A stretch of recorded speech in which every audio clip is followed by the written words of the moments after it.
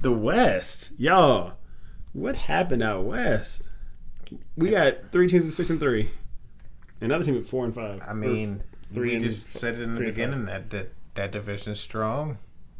And I also think that it's the complement, or it's the schedule, because they all play, the same out of division teams. You know what I'm saying? The East died, so the West could be good. That's what I'm saying. That's what I'm saying. You got to keep in mind who they're playing across from.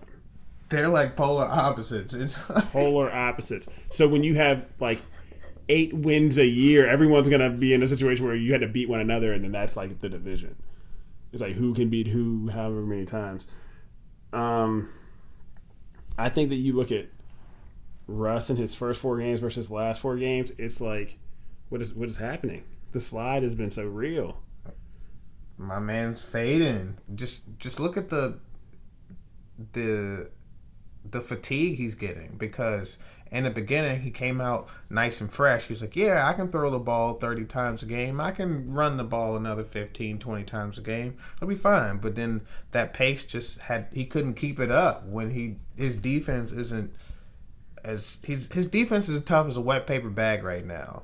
And so he's constantly having to... It's like wet tissue paper, bro. Like he's having to he's literally having to win these games because his defense can't stop anything.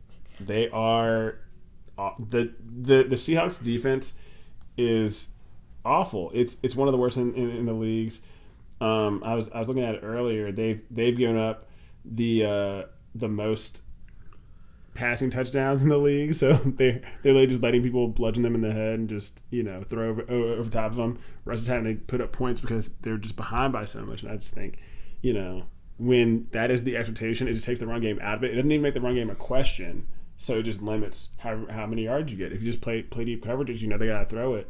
You keep everybody in front of you. It makes it tough.